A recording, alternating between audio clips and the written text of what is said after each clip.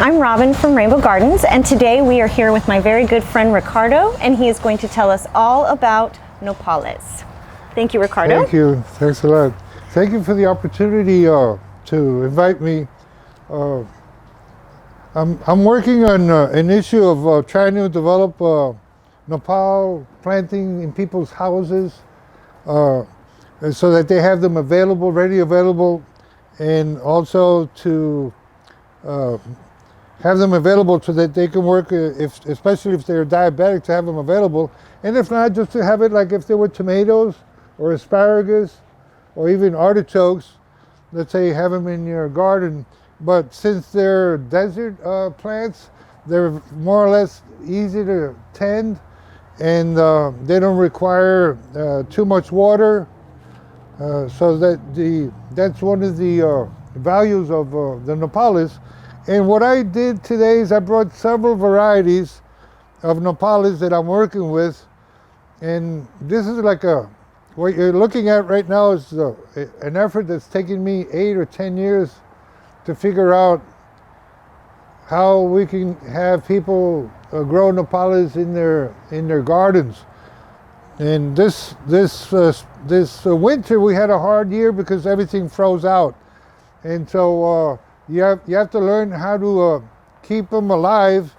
And like this variety, which is the old Mexico variety or standard Mexican variety, these were in a greenhouse when the freeze came through, but the greenhouse didn't have any heating, so they got through the cold weather without any problem. And I had a whole bunch of trays, 4-inch pots that were full of pots. I had about 300 or 400 plants, and I just covered them, and they didn't freeze either. So this is let's say moderately resistant to frost, the standard Mexican variety that you see in the marketplaces. And then there's another variety that's called cacanapo, which is this one here, cacanapo. And this variety went through the freeze. This is a plant that was planted in a garden, and these don't freeze at all. It's very notorious in Mexico that people that have ranches, like in Coahuila, they have cacanapo plants, and they use them because they're like totally spineless. This variety does have spines on it, and the way you can use it is that also if you let the pad get like this size, let's say, or that age, the spines dehiss and fall off. And I didn't mention that, but all of these, like this is the one that has the most spines. Let's say the Mexican variety, standard Mexican. Now we have that's from Brazil, and it's a variety that grows upright. I brought them in. It grows tall, and much like this one, but this one's slower in getting up. But this variety is it's also called I have it marked as Brazil. It's also called Emerald Waves, and it's an interesting variety because it's just about totally spineless. And this one here, this is lemon lime, which is similar to that one, but it has a particular lemon lime flavor. And these are like more low growing than these, but you'll see plants that are like 10 or 15 years old on the east part of town in San Antonio, that the plant is big. But this year with the freeze, I presume they froze to the ground. It all depends when you come to the nursery, depending on what's available out there for sale, you would be looking for these or this one, but they're frost tender. So in the winter you have to plant them. You have to plant them in the southern part of the house. So you use the house to protect it on the north side, and then a way that you can have them in front of your house so that you can cover them. And cover them means that you can put some, sheets, on them, or remade or plastic or whatever you want to use. But you might want to also look away to cover them, just like cover them completely with mulch, because for the winter you would cut all of this off. Here, let me show you. Like if I had these plants in my house, like, and I had a row planted, I would do this. See, this is the same variety as these that are here. I would do that.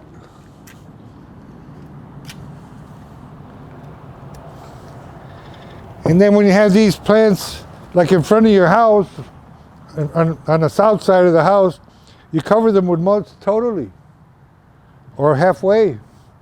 That would be the same thing with this variety, because these are frost tender, these two. The only ones that would withstand more the cold would be, let's say, the old Mexico variety, this standard Mexican variety, and Cacanapo.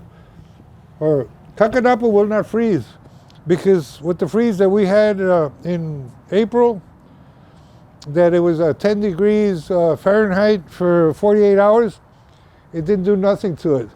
And these got hit back.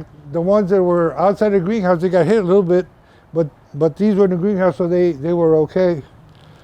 The other thing that's important on the nopales is to try to grow varieties in your house that, and I think that's where these miniature varieties would be growing well in the house situation, because they're also considered everbearing, which means that when it's warm outside, they'll be producing nopales, and they produce also nopales not as big as this one, and you can see the difference in the size. But the thing that's important with the nopales is also to, when you consume them, is to try to eat them with the mucilage in them. In other words, to eat them raw. Yeah. Well, there's a detail on the spines. Normally, the spines on the nopales, they form at a place called a teat. It would be like our teat, and you have a spine, and then around that spine is full of glochids. But like this variety and that variety, they have very few spines, and they have no glochids at all on the new growth. Sometimes you'll get, and it happened to my daughter in Mexico City, she grabbed one of these, and on the bottom there were some spines on the older wood. But so you have to be careful with your pets a little bit, with the children, that they don't get into the nopales. And but once you pass the fear or the taboo of working with spineless varieties, just about spineless varieties, and also the varieties that are more culinary apt for our situation, because like you can grow these also, but I think these are finer varieties, especially the lemon lime one. And this one, what would be interesting with this one, and it's got some spines on it. See the spines on the edge? Can you see them? You see them? A little bit, yeah. Yeah, but the new growth doesn't have any spines at all, because they're like premature. Like this sort of nopales, these could also go into a salad, but these would be extra soft nopales. You know, because some people say, oh, no, I don't want an old pad. I prefer to have what you might call a baby nopal, which would be another, let's say, market item, or another way to serve it on a table, other than having like, tosco that we call in Mexico the tough variety. And then and here's, can I go over here and show you this? So So once you get a pad like this, or even a pad like this, you can take these and cut them like this, and you got 4 plants. And then you take this one here,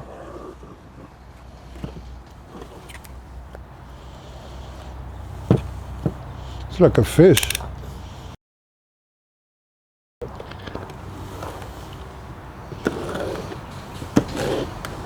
You know, out of this one we got 8 plants. You know, this one we got 4.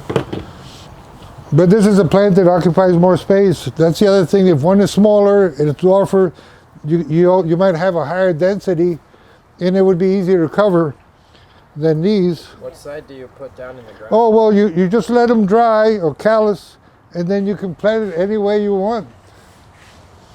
You can plant it any way you want. Thank you so much, Ricardo. Now, can you tell us a little bit, which one do you think has the best flavor? Well, a lot of people have been liking the lemon lime. My wife likes it a lot because you can use it in a pico de gallo. Ooh. You can also eat it just exactly as it is. You know, after you clean the spines off and you wash it, you just cut it up and you put it like if it was, let's say, either raw asparagus or semi-cooked asparagus. Okay. Half cooked. Sauteed, let's say lightly with Yes. olive oil or with Oh, yum. or with butter, whichever. Yes. Yes. You can put a little spike of chives, onion chives, and it's really beautiful. But you can also eat them in a smoothie, and so the particular thing on that is that it has a lemon spike to it. Okay. Un sabor de limón. And it's tender. Oh, here you go. And I forgot this. Yes. So, surprise.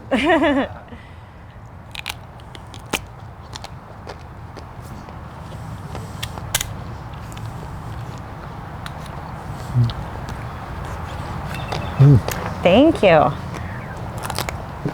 They're actually very good. Yeah. I can taste that lemon lime. We'll give you one in a little while. They're delicious. Thank you guys so much for watching. Have a great day. We'll be back with another video soon about how to make smoothies.